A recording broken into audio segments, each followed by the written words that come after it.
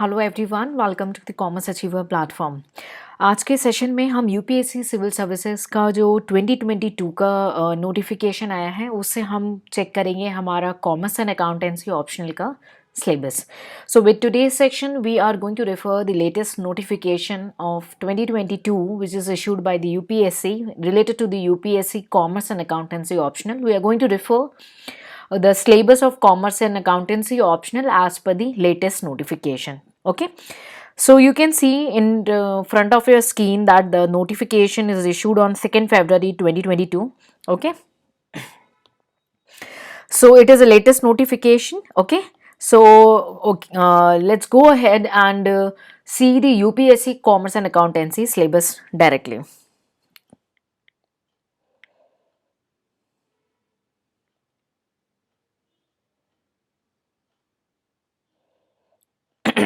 Okay, so it's on page number 55. Okay, so let's see the syllabus. So commerce and accountancy, you can see, I will just make a broad, give me a second. Okay, now is it visible properly? So commerce and accountancy, paper 1, the first part is related to your financial accounting, your cost accounting. Okay, so let's see the financial accounting. So it includes the accounting as a financial information system, the first part. The second part, the impact of behavioral science. Then we have an accounting standards. So 1, 2 and 3. So accounting standard include, you can see the depreciation, inventory, research and development cost, long-term construction contract, revenue recognition, fixed asset, contingency, foreign exchange transactions, investments, government grants, cash flow statement and earning per share. So only these, you have to be stick to only these accounting standards. Okay, the fourth point is related to your share capital transaction. Okay, which includes the bonus share and the right share. So I'll take it separately, the bonus share and right share. The fourth point we are going to give the share capital transaction. Fifth point we are going to give to the bonus share, and sixth point to the right share. Then we have an employee stock option. I'll give it to seventh point. Buyback of security 8 point. Okay. Then preparation and presentation of final accounts 9 point. And amalgamation, absorption and reconstruction of company 10 points. So the syllabus as far, if you can see, it is same as per the last notification. So kindly give me a moment to quickly conclude in other language. तो financial accounting जो है आपका paper 1 का part है, ठीक है। Paper 1 में पहले पार्ट में फाइनेंशियल अकाउंटिंग में 10 पार्ट में आपके जो पॉइंटर्स कवर हैं सिलेबस में लेटेस्ट नोटिफिकेशन में, accounting, financial information system, behavioural science, accounting standard, और जितने स्टैंडर्ड्स हैं केवल वही कवर अप करने हैं आपको, ठीक है। उसके बाद आपका share capital transactions, bonus share, right shares, उसके बाद employee stock option, buyback of securities, preparation and presentation of final accounts, amalgamation, absorption and reconstruction of company. Syllabus को माइंड में रखना बहुत इंपॉर्टेंट है, इसलिए रिवाइज नोटिफिकेशन लेकर के आपके साथ डिस्कशन कर रहे हैं। Okay, next is cost accounting. Nature and function of cost accounting. So we'll mark it as a first point as the nature and function of cost accounting. Installation of cost accounting system, second point. Cost concept, third point, which is related to the income measurement, profit planning, cost control and decision making. Same as last. Method of costing we will take separately. Job costing, the fourth point. Process costing, fifth point. Activity based costing, sixth point. Okay. Next, volume cost profit relationship as a tool of profit planning. We will take it as a 7 point. Somewhere you will find as a marginal costing also, but we will separately call it as a volume cost profit relationship as a tool of profit planning. Incremental analysis and differential costing as a tool of pricing decision. So incremental and differential, only two concepts been asked. So it's a very wide topic, but they are only limited to the incremental and differential. Point number 8. Next, you have a product related decisions, whether to buy that product or not to product, make or buy decisions. Okay, whether the organization or industry should make the product or buy the product, or make that machinery or whatever things, or buy the machinery. Okay, shutdown decision, etc. So these concepts are only related to the incremental and differential. Okay, I hope you understand the incremental and differential. Next is a technique of cost control and cost reduction. So it uses the word as a technique in the broader, and under it decided as a budgeting as a tool of profit planning. So I'll mark it 9 as a budgeting tool of profit planning and control. And last one, the 10th point is a standard costing. Okay. So kindly give me a quick moment to conclude in other language. तो cost accounting में भी आपके 10 point हैं syllabus में. Nature and function है आपका cost accounting का, installation cost accounting system, उसके बाद कॉस्ट के कॉन्सेप्ट हैं, 4 तरीके के कॉन्सेप्ट पे लिमिटेड रखा गया है सिलेबस को. Income measurement, profit planning, cost control and decision making. उसके बाद जॉब कॉस्टिंग है, प्रोसेस कॉस्टिंग है, एक्टिविटी बेस्ड कॉस्टिंग जिसको एबीसी कॉस्टिंग मेथड भी बोलते हैं 6 पॉइंट में. Volume cost profit relationship as a tool of profit planning है पॉइंट नंबर 7, जिसको कई बार मार्जिनल कॉस्टिंग भी बोला जाता है. पॉइंट नंबर 8 में आपका differential costing and incremental analysis ये बोला गया है, लेकिन as a tool of pricing decision, product decision, make और buy decision and shut down decision etcetera. यानी इंक्रीमेंटल और डिफरेंशियल का कॉन्सेप्ट रखेंगे तो बाकी सारी चीजें आपके डिपेंड्स ऑन क्वेश्चन के डिमांड पे वेरी करता है. ठीक है. उसके बाद technique of cost control and reduction में आपसे पूछा गया बजटिंग के बारे में, और दूसरा लास्ट पॉइंट है standard costing and variance analysis. तो ये 2 सिलेबस हो गए financial accounting and cost accounting का. अगर आप पास सेशन से देखेंगे तो इसमें कोई चेंज नहीं है. चलिए नेक्स्ट देखते हैं. ओके, सो कॉस्ट अकाउंटिंग में एक पॉइंट और रह रहा है, अगर आप देखें responsibility accounting and divisional performance measurement. ठीक है. सो 11th and 12th. Okay, responsibility accounting and divisional performance measurement. So it is a theoretical concept. Okay, now let's move ahead with the taxation. Taxation में देखते हैं क्या है. Income tax broad heads में income tax है. So definition हो गई, basis of charge हो गया, income which do not form the part of total income यानी एग्जेम्पशंस के बारे में पूछा गया है. और simple problem competition of income of individual only. इस बार भी क्वेश्चन में आपका जो सिलेबस है वो इंडिविजुअल तक ही लिमिटेड है. सारे हेड्स के बारे में पूछा गया है. सैलरीज हो गई, इनकम फ्रॉम हाउस प्रॉपर्टी हो गए, इंडिविजुअल रिस्पेक्ट में ही पूछा गया है, और कोऑपरेटिव हो कंपनीज हो उसके रिस्पेक्ट में नहीं पूछा गया है. ठीक है. तो ये चीज ध्यान देंगे क्योंकि इसके अंदर का हेड के अंदर है problems of competition of income individual के अंडर में salary, income from house property, profit and gain from business और profession, capital gain, income from other sources and income from other persons included in assessee's total income यानी clubbing of income के बारे में पूछा गया है. Next set off and carry forward and losses, ये आपको कवर अप करना है. Deduction from gross total income and again this time the salient feature और प्रोविजंस, साइलेंट फीचर्स और provision related to VAT and service tax. तो अभी भी पूरी तरीके से जो है आपका वैट नहीं गया है. अगर आपको पता हो तो आपने वैट सर्विस टैक्स को एक बेसिक ब्रीफ आइडिया जीएसटी का भी रखना है. और वैसे भी ये जो आपका टॉपिक है जीएसटी या कोई न्यूज़ से रिलेटेड टॉपिक है तो वो आपका जीएस पेपर 3 का भी पार्ट है इकोनॉमिक्स का. तो आपको वैसे भी जो है एक ब्रीफ आइडिया रखने say that is sufficient. Okay, चलिए नेक्स्ट हम बढ़ते हैं ऑडिटिंग की ओर. सो कंपनी ऑडिट में क्या क्या है आपका डिविजिबल प्रॉफिट एंड डिविडेंड. देखिए सेपरेटली है, मेरे सामने बहुत सारे ऐसे स्टूडेंट आए हैं जिनको डिविजिबल प्रॉफिट और डिविडेंड का अंतर नहीं पता है. अगर आपके साथ भी ये सिचुएशन है ना तो आपकी प्रिपरेशन बहुत ही ज़्यादा लैग कर रही है. और बेसिक कॉन्सेप्चुअल जो सिलेबस का पार्ट है वो तो आपको बिल्कुल ही आराम से क्लियर हो ना. आप यूपीएससी देने जा रहे हो, 11th-12th के एग्जाम में नहीं बैठ रहे हो कि आप बहाना ले लो कि मुझे क्लियर नहीं हुआ या ये अवेलेबल नहीं था, रिवीजन नहीं. ये तो बेसिक बात है. और मैंने जब सेशंस में डिस्कशन किए तो बहुत सारे ऐसे स्टूडेंट हैं जिनको सिलेबस के हेडिंग में डिविजिबल प्रॉफिट और डिविडेंड के बीच का अंतर नहीं पता है. सो प्लीज़ अगर आपके साथ भी ये सिनेरियो है तो अभी भी वक्त है, आप अपने आप को करेक्ट करें. ठीक है.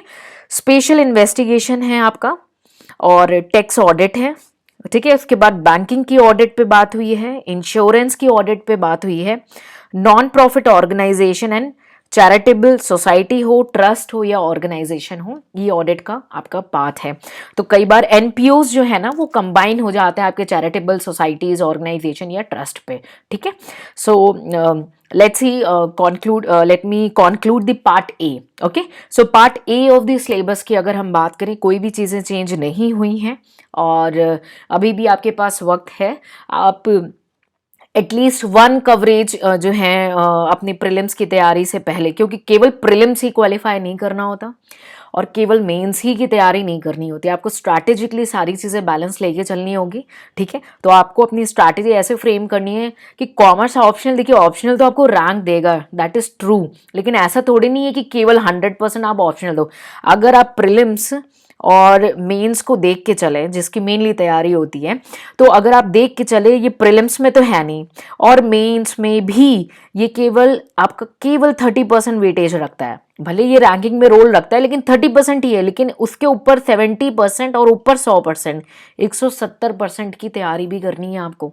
ठीक है, तो अभी भी अगर कोई चीज़ लैक हो रही है, गो विद द मटेरियल और अच्छे से उसको कवर अप कर लो। इस 30% पे 100% टाइम मत दो, ये 30% आप हमारे ऊपर छोड़ दो और बाकी चीज़ों पे आपने अच्छे से टाइम देना और स्मार्टली और स्ट्रैटेजिकली प्लानिंग करनी है सारी चीज़ें। ओके, चलिए पार्ट बी पे चलते हैं। पार्ट ए में कोई भी चेंज नहीं देखने को मिला है और अभी भी सिलेबस में सर्विस टैक्स और वैट की बात हुई है, लेकिन मेरा आपको जो है सजेशन है कि न्यूज़ से रिलेटेड जो आएगा वो वैसे भी आपके जीएस पेपर 3 का पार्ट होगा, है ना, और बेसिक आइडिया लेके रखेंगे। ठीक है, कि क्या होता है, क्यों लाया गया, क्या डिफरेंस है वैट और सर्विस टैक्स से, बस basic idea.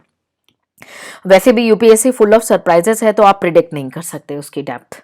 Okay, so next है पार्ट बी में फाइनेंशियल मैनेजमेंट। तो let's see the financial management. तो पहला है आपका फाइनेंस फंक्शन के अंदर nature, scope and objective of financial management, तो इसको हम पार्ट 1 देंगे। रिस्क एंड रिटर्न रिलेशनशिप को हम पार्ट 2 देंगे। टूल्स ऑफ फाइनेंशियल प्लानिंग में ratio analysis 3, fund flow 4 and cash flow is 5। अब कैश फ्लो आपका यहाँ पे भी है और अकाउंट्स में भी, अकाउंटिंग स्टैंडर्ड में है, तो मेरा आपको सजेशन होगा कि आप इसको अकाउंटिंग स्टैंडर्ड के साथ ही कवर अप करें, क्योंकि एग्जाम में 99% आपको अकाउंटिंग स्टैंडर्ड से लिंक करके ही आंसर देने को बोला जाता है। क्लियर?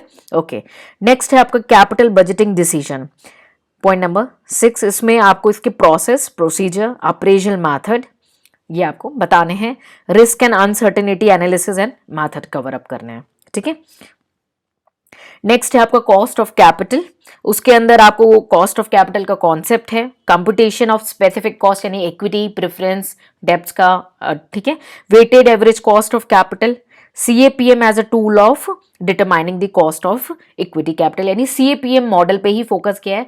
अगर आप एक कोई प्रोफेशनल कोर्स किए होंगे तो आपको पता होगा कि बहुत सारे ऐसे टूल्स होते हैं, लेकिन यूपीएससी में आपको लिमिट रखा गया है केवल CAPM मॉडल तक। ठीक है, तो CAPM पे ही आपको फोकस करना है।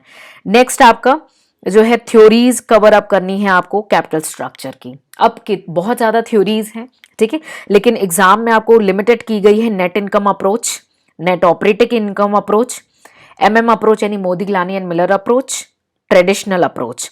ठीक है, और उसके बाद कैपिटल स्ट्रक्चर के अंदर आपको बोला गया क्या, आपको क्या बताना है, डिजाइनिंग ऑफ कैपिटल स्ट्रक्चर में लिवरेजेस को कवर अप करना है, तो उसको मैं एक सेपरेट लिवरेज को अलग वेटेज देती हूँ ताकि उसे आप बहुत ही अच्छे से ध्यान देकर के पढ़ें।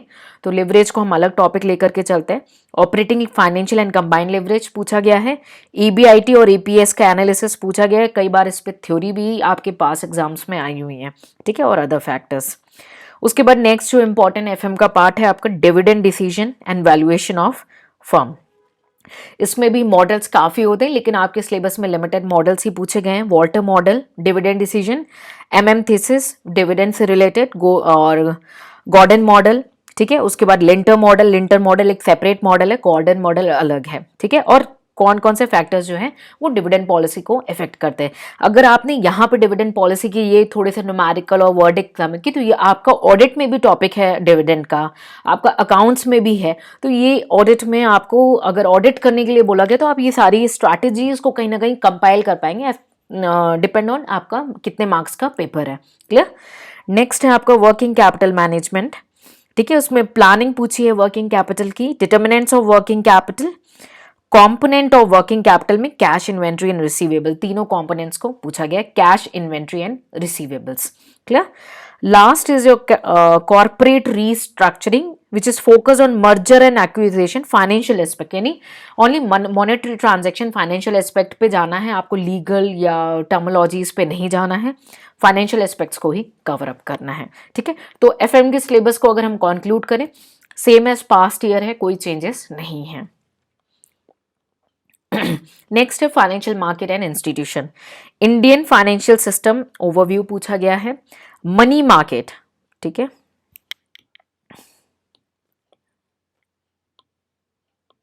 ओके।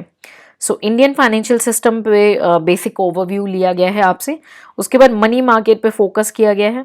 मनी मार्केट में पार्टिसिपेंट्स कौन कौन होते हैं, स्ट्रक्चर, इंस्ट्रूमेंट, ये पूछा गया है। कमर्शियल बैंक पे स्पेशल फोकस किया गया है, ठीक है। रिफॉर्म्स पे स्पेशल फोकस किया गया है बैंकिंग सेक्टर के, ठीक है। मॉनेटरी एंड क्रेडिट पॉलिसी पे स्पेशल फोकस किया गया है आरबीआई पे, और एज एन आरबीआई पे स्पेशल फोकस किया गया है, ठीक है। उसके बाद कैपिटल मार्केट है। कैपिटल मार्केट में केवल प्राइमरी और सेकेंडरी मार्केट पे फोकस किया गया है, ठीक है। फाइनेंशियल मार्केट इंस्ट्रूमेंट्स, ठीक है, एक वाइड वर्ड यूज कर दिया इंस्ट्रूमेंट्स, अब इसमें ये कुछ भी पूछ लेंगे। उसके बाद इनोवेटिव डेप्थ इंस्ट्रूमेंट। उसके बाद सेबी के ऊपर पूछा है एज अ रेगुलेटर क्या रोल है, या सेबी के बारे में आपको बताना होगा एज अ रेगुलेटर। तो फाइनेंशियल मार्केट एंड इंस्टीट्यूशन का भी अगर हम सिलेबस कंक्लूड करें तो कोई भी चेंजेस देखने को नहीं मिल रहा है, ठीक है। तो चलिए आगे बढ़ते हैं। तो पेपर 1 में अभी let's conclude this. Financial services भी हैं आपका, mutual fund, venture capital, credit rating agency, insurance and IRD, इन सब पे एक जो है आपने सेपरेटली फोकस करना है। Mutual fund, venture capital, credit rating agencies, insurance and IRDA. तो ये हो गया कंक्लूजन आपके पेपर 1 का। अगर हम कंक्लूजन ड्रॉ करें तो सिलेबस में कुछ भी चेंज लास्ट ईयर से अभी में नहीं लाया गया है। तो जिन स्टूडेंट्स ने आपकी जो अभी आपको रिवाइज मटेरियल दी गई है तो उनके सिलेबस में कोई चेंज नहीं है। न्यूज़ में अगर कोई चेंजेस आता है आपके मेंस के एग्जाम तक या कोई भी अपडेट आएगी तो वो आपको कवर अप करा दिया जाएगा। मैंने आपको जैसे बताया कि आपका जो कॉमर्स ऑप्शनल है वो केवल 30% वेटेज ले रहा है, तो आपको टेंशन नहीं लेनी है। और आपके जो है डेफिनेटली अगर आप लिंक्ड स्टूडेंट हैं और आपकी ईमेल आईडी है तो आपको पर्सनल ईमेल्स भी टीम की तरफ से जाएंगे, ताकि आपने अपने जो है प्लानिंग बाकी जीएस और प्रीलिम्स की आप उस पर जो है फोकस कर सकें। चलिए अब पेपर 2 की ओर एक बार देखते हैं पेपर 2 में क्या है सिलेबस में। तो सबसे पहले हम देखते हैं ऑर्गेनाइजेशन थ्योरी को, nature and concept of organization. So it is very important to focus on nature and concept of organization, external environment of organization. So external environment, external में आपको किस पे फोकस करना है, technological, social factor, political, economical and legal, ठीक है। Only these factors, only these, because word etcetera नहीं use हुआ यहाँ पे। उसके बाद ऑर्गेनाइजेशनल गोल्स, ये एक ब्रॉड टॉपिक है, इसमें primary goal and secondary goal, single goal, multiple goal, इस पे फोकस किया गया है, ठीक है, ऑर्गेनाइजेशन गोल्स के अंदर। Next is management by objective, management by objective यानी एमओबी, काफ़ी फेमस टॉपिक है, कई बार एग्जाम में आता भी है, लेकिन लास्ट टाइम तो बिल्कुल भी एक भी क्वेश्चन इससे रेज नहीं हुआ है, ठीक है, मैनेजमेंट बाय ऑब्जेक्टिव। नेक्स्ट है आपका evolution of organisation theory, evolution पे classical, new classical and system, तीनों थ्योरीज पे फोकस करवाया गया है, classical, new classical and system approach पे, ठीक है। मॉडर्न कॉन्सेप्ट पूछे गए हैं ऑर्गेनाइजेशन थ्योरी पे, तो मॉडर्न कॉन्सेप्ट को एज ए हम हाईलाइट नहीं करते हैं फॉर द टाइम बिंग, ठीक है, ताकि मैं आपको डिटेल में माइंड में रख पाऊँ आपका syllabus. So organisation, organisation structure and organisation culture, ये एक सेपरेटली आपके सिलेबस का पार्ट है। तो सबसे पहले हम ऑर्गेनाइजेशन डिज़ाइन के बारे में बात करेंगे, ठीक है, और ये आपका इंक्लूड करेगा बेसिक्स, उनका चैलेंजेस, डिफरेंशिएशन एंड इंटीग्रेशन का जो है कॉन्सेप्ट पे फोकस किया गया है, सेंट्रलाइजेशन एंड डिसेंट्रलाइजेशन पे फोकस किया गया है प्रोसेस पे, स्टैंडर्डाइजेशन एंड फॉर्मलाइजेशन पे फोकस किया है सेपरेटली, म्यूचुअल एडजस्टमेंट्स इस पे फोकस किया सेपरेटली, फिर फॉर्मल एंड इनफॉर्मल को कोऑर्डिनेट कैसे करेंगे, और मैकेनिस्टिक एंड ऑर्गेनिक स्ट्रक्चर पे फोकस किया गया। यानी अगर हम देखें तो यहाँ तक तो ऑर्गेनाइजेशन डिजाइन था, यहाँ से आपका फिर स्ट्रक्चर का पोर्शन स्टार्ट हो गया, ठीक है, आपका जो सेकंड पार्ट है स्ट्रक्चर, ठीक है।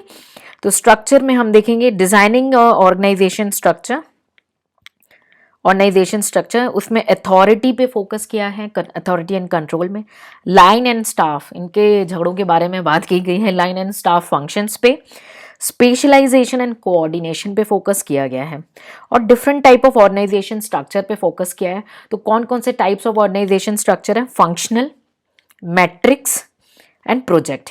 अगर आपने कोई प्रोफेशनल कोर्स किया होगा तो आपको पता होगा कई तरीके के होते हैं, लेकिन आपके सिलेबस में केवल 3 ही एरियाज में फोकस किया गया है, functional, matrix and project structure.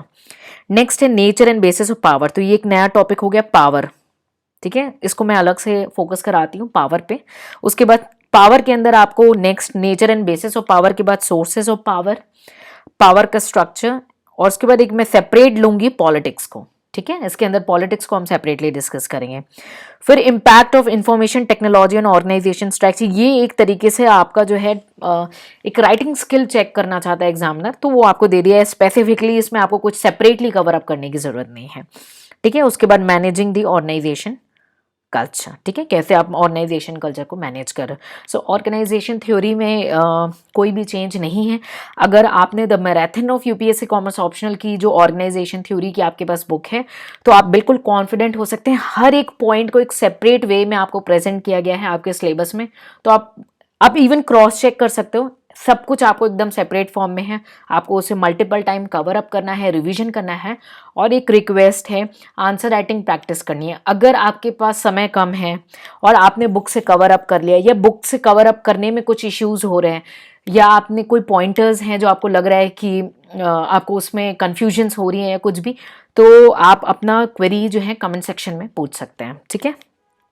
Time को सेव करना है एटलीस्ट, ठीक है। नेक्स्ट हम चलते हैं ऑर्गेनाइजेशन बिहेवियर की ओर, देखते हैं क्या है सिलेबस। मीनिंग एंड कॉन्सेप्ट पूछा गया है ऑर्गेनाइजेशन बिहेवियर का। ये क्यों पूछा है? इंटरव्यू में कई बार क्वेश्चन ये रेज हो चुका है, स्टूडेंट को यही नहीं पता रहता कि ऑर्गेनाइजेशन बिहेवियर और ऑर्गेनाइजेशन थ्योरी में डिफरेंस क्या है। अब उन्होंने मार्केट में एक ही बुक देख ली है, तो उनके माइंडसेट में लगता है कि ये तो एक ही चीज़ है, बट इसमें डिफरेंस है। इसको भी मैंने स्पेसिफिकली कवर अप कराया है बुक में, ठीक है। और इंटरव्यू से रिलेटेड कुछ हर पॉइंटर्स हैं, वो भी बुक में कवर अप करा दिए जा चुके हैं, ठीक है। तो हम बस ये क्रॉस टैली करेंगे कि सिलेबस हमारा कोई चेंज तो नहीं आया है, ठीक है। तो मीनिंग एंड कॉन्सेप्ट है। इंडिविजुअल में आपको पर्सनालिटी पे फोकस किया गया है। पर्सनालिटी के अंदर उसकी थ्योरीज हो गई, उसके डिटर्मिनेंट्स हो गए, ठीक है। उसके बाद परसेप्शन पे फोकस कराया गया है, उसकी मीनिंग एंड प्रोसेस पे, ठीक है। उसके बाद मोटिवेशन पे फोकस कराया गया है, मोटिवेशन के कॉन्सेप्ट पे काम करना है, थ्योरीज एंड एप्लीकेशन पे काम करना है। नेक्स्ट है लीडरशिप, लीडरशिप की थ्योरीज एंड स्टाइल्स को समझना है। उसके बाद नेक्स्ट इंपॉर्टेंट है कि QWL यानी quality of work life, meaning पे और उसका परफॉर्मेंस पे क्या इम्पैक्ट पड़ता है क्वालिटी ऑफ वर्क लाइफ पे, और उसे कैसे इंप्रूव किया जा सकता है, कैसे एनहेंस किया जा सकता है क्वालिटी ऑफ वर्क लाइफ, उस पे फोकस करना है। नेक्स्ट है आपका QC यानी क्वालिटी सर्कल, उसके मीनिंग पे, उसके इंपॉर्टेंस पे फोकस किया गया है। उसके बाद मैनेजमेंट ऑफ कॉन्फ्लिक्ट, इसको हम सेपरेटली लेते हैं मैनेजमेंट ऑफ कॉन्फ्लिक्ट्स को, कि ऑर्गेनाइजेशन में कैसे कॉन्फ्लिक्ट्स को मैनेज किया जाएगा, उसको सेपरेटली फोकस करना है। नेक्स्ट है आपका ट्रांजैक्शनल एनालिसिस, सेपरेटली फोकस करेंगे इस पे। ऑर्गेनाइजेशनल इफेक्टिवनेस, इसको सेपरेटली कवर अप करेंगे। मैनेजमेंट ऑफ चेंज, इसको सेपरेटली कवर अप करेंगे। तो अगर आपने अगेन जो बुक रेफर की है, आपको देखने को मिलेगा सारे पॉइंटर्स को सेपरेटली कवर अप किया गया है। और पास्ट ईयर्स में जो क्वेश्चंस पूछे गए हैं 99.9% आपको कवरेज मिल जाएगा। पॉइंट 1 में क्यों ड्रॉ अप कर रही हूँ, क्योंकि पॉइंट 1 में ये वो पॉइंटर्स हैं जो सरप्राइजिंगली आपके सिलेबस का पार्ट नहीं है और क्वेश्चन पूछ लिए गए हैं, या उस समय की न्यूज़ का पार्ट रहे हैं, सिलेबस का ना होके न्यूज़ के पार्ट रहे हैं। वो पॉइंटर्स जो हैं आपके जो है बुकलेट में नहीं होंगे बस, ठीक है। तो पार्ट अगर ए की हम कंक्लूजन की बात करें आपके पेपर 2 में, तो सिलेबस में कोई भी चेंजेस देखने को नहीं मिला है। चलिए नेक्स्ट हम रेफर करते हैं human resource management, meaning, nature and scope of HRM, ठीक है। उसके बाद ह्यूमन रिसोर्स प्लानिंग, इसको सेपरेटली कवर अप करना है।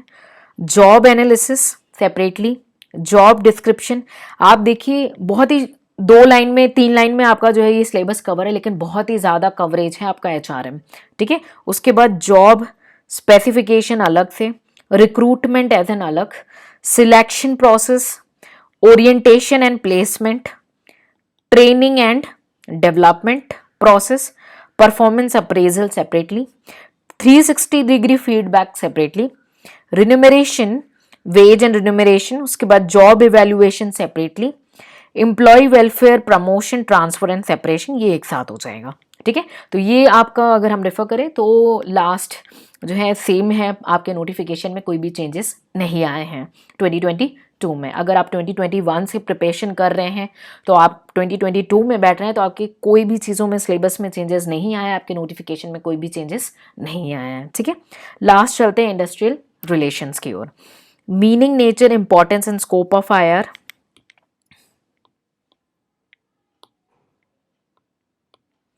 Okay, meaning, nature, scope, okay, meaning, nature, importance and scope of IR, ठीक है। उसके बाद ट्रेड यूनियन के फॉर्मेशन, ट्रेड यूनियन का जो लेजिस्लेशन है, लॉ है, ट्रेड यूनियन मूवमेंट्स जो इंडिया में हुए हैं उनके बारे में। उसके बाद रिकॉग्निशन ऑफ ट्रेड यूनियन पे, ठीक है। उसके बाद कौन सी प्रॉब्लम जो है, ये जो प्रॉब्लम वाला फैक्टर्स है मेनली आपके करंट अफेयर्स से रिलेटेड हो जाता है। इम्पैक्ट क्या होता है लिबरलाइजेशन का, अब एलपीजी पे फोकस नहीं किया है, केवल लिबरलाइजेशन पे फोकस किया है, ये ध्यान देंगे ट्रेड यूनियन मूवमेंट के ऊपर। उसके बाद इंडस्ट्रियल डिस्प्यूट पे स्ट्राइक्स पूछा गया है, लॉकआउट पे फोकस कराया गया है, डिस्प्यूट्स के कारण क्या है, कॉजेस। उसके बाद प्रिवेंशन और सेटलमेंट कैसे करेंगे डिस्प्यूट्स का। और देखते हैं हम उसके बाद वर्कर पार्टिसिपेशन इन मैनेजमेंट, ये आपके कॉन्स्टिट्यूशनल पॉइंट भी है एक तरीके से, WPM। Worker participation in management में फिलॉसफी, रैशनल है, प्रेजेंट डे में क्या स्टेटस है या फ्यूचर प्रोस्पेक्ट्स क्या, तो उसके लिए आपका करंट अपडेट्स। ये आपके जीएस पेपर 3 का भी पार्ट है, जीएस पेपर 2 का भी पार्ट है, तो साइमल्टेनियसली आपने करंट अफेयर्स पे फोकस करना है mainly. Education separately, collective bargaining आपको क्लियर होना चाहिए। उसके बाद industrial relation and public enterprises में absenteeism and labour turnover in Indian industry and their causes and remedies, तो ये आपको मेनली एब्सेंटीज्म क्या होता है और लेबर टर्नओवर क्या होता है बेसिक क्लियर होना चाहिए। उसके बाद आपने करंट अफेयर्स को लिंक करनी है और आईएलओ और उसके आईएलओ के फंक्शंस। तो अगर हम कंक्लूड करें हमारे पेपर 2 के सिलेबस को भी, तो कोई भी चेंजेस नहीं है। अगर आप पिछले साल से प्रिपरेशन कर रहे हैं तो सिलेबस में कोई भी चेंज नहीं आया है, तो आपको बिल्कुल वरीड नहीं होना है, अपनी प्रिपरेशन पे फोकस रखना है और निरंतर हार्ड वर्क करते रहना है, ठीक है। सो आई होप मैंने आपको हेल्प किया आपके यूपीएससी सीएससी 2022 के नोटिफिकेशन से कोलिंग कराने के लिए कि आपके सिलेबस की स्टेटस क्या है, सिलेबस में क्या क्या कवरेज कराए हैं, और कोई भी चेंजेस आपके सिलेबस पे नहीं आया है तो आप अपने पढ़ाई को लगातार ऐसे ही तेज़ी से करते रहें। और एक रिक्वेस्ट करना चाहूँगी इस सेशन को वाइंड अप करने से पहले कि आप इस पे अपना बहुत ही कीमती वक्त दे रहे हैं, और वक्त 24 घंटे एक दिन में 1440 मिनट देते हैं, ठीक है। ये वक्त जो दे रहे हैं ना, ये लौट के नहीं आएगा, तो आपको अपना 100% देना है। और मैं फिर से आपको कंक्लूड करना चाहूँगी, यूपीएससी कॉमर्स ऑप्शनल बहुत ही लिमिटेड पोर्शन है, तो लिमिटेड मटेरियल लेकर के उसको अच्छे से कवर अप करें और स्ट्रैटेजिकली स्मार्टली अपने प्रीलिम्स और बाकी जीएस पेपर की तैयारी करें, ठीक है। So I hope I help you. Still अगर आपकी कोई क्वेरी रह जाती है, कोई डाउट्स रह जाता है, तो आप उसे कमेंट सेक्शन पे पूछ सकते हैं। सो जय हिंद, जय भारत।